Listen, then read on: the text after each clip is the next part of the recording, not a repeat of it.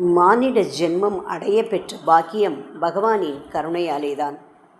இந்த அரிய சந்தர்ப்பத்தை வீணாக்கக்கூடாது. காலம் மிக பொல்லாதது. நம்மை அறியாமலேயே கடந்துவிடும்.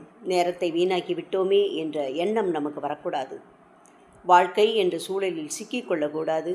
தேகம் என்ற போர்வை கிடைக்கப்பெற்ற நாம் அதை சரிவர உபயோகிக்க வேண்டும். நம் கடமைகளை செய்யும் அதே நேரத்தில் நம் வாழ்க்கையின் முக்கிய குறிக்கோளான பரமனின் திருவடிகளை அடைவதற்கான முயற்சியிலிருந்து தவறிவிடக்கூடாது. எல்லா சமயங்களிலும் எல்லா நிலைகளிலும் நம் உள்ளே வீற்றியுள்ள பரம்பொருளான அந்த பகவானை தரிசித்த வண்ணம் இருக்க வேண்டும். இந்த பரபிரம்மம் நிலையை அடைய ஒரே வழி குரு சேவை. இந்த கலியுகத்தில் யாகங்கள் யோக மார்க்கங்கள் கடைபிடிப்பது மிக கடினம். பக்தி மார்க்கம், நாம சங்கீர்த்தனம், அடியார்கள் சேவை, இந்த வழியை நாம் எல்லோரும் சுலபமாக அனுஷ்டிக்கலாம். அதற்கு நாம் குருநாதரை அடைந்து பக்தி செலுத்தி குரு கடாட்சத்தை பெற முயல வேண்டும். குரு கடாட்சமே நம்மை சம்சார சாகரத்திலிருந்து கைதூக்கி பகவானுடைய அருளை பெறச் செய்யும். எவ்விதம் குரு கடாட்சம் பெறலாம் என்ற கேள்விக்கு சாய்நாதரே நமக்கு விளக்குகிறார். ஸ்ரீ சாய் சச்சரிதத்தில் 18வது அத்தியாயத்தில் பாபா இதை ஸ்ரீமதி ராதாபாய் தேஷ்முக் அவர்களுக்கு விளக்குகிறார். ஒரு சமயம் ராதாபாய் தேஷ்முக் என்ற ஒரு வயதான பெண்மணி ஷீரடிக்கு வந்து பாபாவை தரிசனம் செய்து பாபாவை தனக்கு ஒரு உபதேசம் செய்ய கோரினாள். பாபாவோ அதற்கு சம்மதிக்கவில்லை. இந்த ஏமாற்றத்தை தாழாமல் அவள் பாபா உபதேசம் செய்யும் வரை சாப்பிட மாட்டேன் என்று சொல்லி உண்ணாவிரதம் மேற்கொண்டாள். 3 நாட்களாகிவிட்டன. ஷாமா மாதவ்ராவ் தேஷ்பாண்டே பாபாவின் பிரியா சிஷ்யர். அவர் இந்த வயதான பெண்மணியின் நிலையைக் கண்டு அவள் இறந்து விடுவாளே என்று பயந்து பாபாவிடம் இந்த சங்கடத்தை எடுத்துச் சொல்லி அவளுக்கு உபதேசம் செய்ய பாபாவை வேண்டிக் கொண்டனர். கருணை கூர்ந்து பாபா அந்த பெண்மணியை அழைத்து வரச் சொல்லி அவளிடம், ஏன் இவ்விதம் உண்ணாவிரதம் இருக்கிறாய்? நான் உங்கள் குழந்தை. அம்மா, நான் சொல்வதை கவனமாக கேளுங்கள். என் குருநாதர் எனக்கு எந்தவித குரு உபதேசமும் செய்யவில்லை.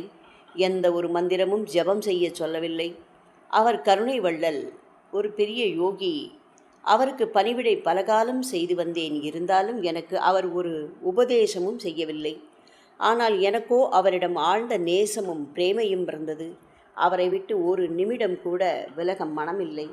எப்போதும் அவர் தியானம்தான் எனக்கு. அதனால் அவருடனிருந்து அவர் சொல்லும் காரியங்களை செய்வதுதான் எனது நோக்கம். அவருக்கு சேவை செய்வதுதான் என் குறிக்கோள். எப்படியாவது அவரிடமிருந்து சில உபதேசங்கள் பெற வேண்டும் என்று அங்கேயே அவரிடமே சரணடைந்தேன். அவரோ என்னை மொட்டை அடிக்க சொல்லி என்னை 2 பைசா கொடுக்க சொன்னார். உடனே அந்த 2 பைசாக்களை கொடுத்து விட்டேன். நீங்கள் கேட்கலாம், என் குருநாதர் ஏன் என்னை தட்சணையாக பணம் கேட்டார்? எவ்விதம் அவரை ஆசையற்றவர் என்று சொல்லலாம் என்று. என் குருநாதர் பற்றற்றவர். பணமோ காசோ அவருக்கு தேவையில்லை. இந்த 2 பைசா என்ன தெரியுமா? ஒன்று நிஷ்டா, உறுதியான திடமான நம்பிக்கை.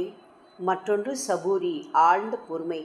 இவை 2 பைசாக்களை நான் உடனடியாக முழு ஸ்ரத்தையுடன் சமர்ப்பித்தேன். அவரும் மனமகிழ ஏற்றார். என் குருநாதருக்கு 12 காலம் சேவை செய்தேன். அவர் தியானத்தில் இருக்கும் பொழுது அவரை கண்ணார பார்த்து கொண்டே இருப்பேன். இதுதான் என் சாதனையாக இருந்தது. அவரை விட்டு பிரிய இஷ்டமில்லை. அவர் அன்பின் அவதார புருஷர். என்னிடம் முழு அன்பு செலுத்தினார். நானும் அவரை மிக அன்புடன் நேசித்தேன். பசி, தாகம் இவைகளை மறந்தேன். அவருக்கு பணிவிடை செய்வதே என் லட்சியம். வேறு ஒரு சிந்தனையும் கிடையாது. அவர் என்னை பேரின்பத்தில் மூழ்கிவிட்டார். அவரே எனது அடைக்கலம். எனது மனதை அவரிடம் ஒப்படைத்து விட்டேன். இது ஒரு பைசா ஆகும். மற்றொரு பைசா பொறுமை. அவரது சேவையையே எனது வாழ்க்கையாக மாற்றிக்கொண்டேன். இந்த சபூரி பொறுமைதான் இந்த சம்சார சாகரத்தை கடக்க செய்யும் கருவி. இந்த பொறுமையினால் வேதனைகளும் பாவங்களும் அகற்றப்படுகிறது. பேராபத்துக்களையும் விளக்குகிறது. சபூரி நல் பண்புகளின் சகோதரி.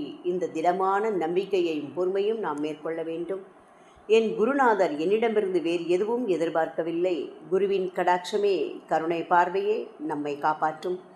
எனக்கு ஒரு மந்திரமும் போதிக்கவில்லை. நான் பேசுவது அனைத்தும் உண்மையே. ஆகவே குருவினிடத்தில் திடமான நம்பிக்கை வைத்து பொறுமையுடன் சேவையில் ஈடுபடுங்கள். இவ்வாறு பாபா அந்த பெண்மணிக்கு சொல்லி ஆசீர்வாதம் செய்தார். இந்த உபதேசத்தின் மூலம் நாமும் பாபாவின் மீது திடமான முழு நம்பிக்கை வைத்து சேவை செய்து வர வேண்டும். ஓம் சாய்ராம்.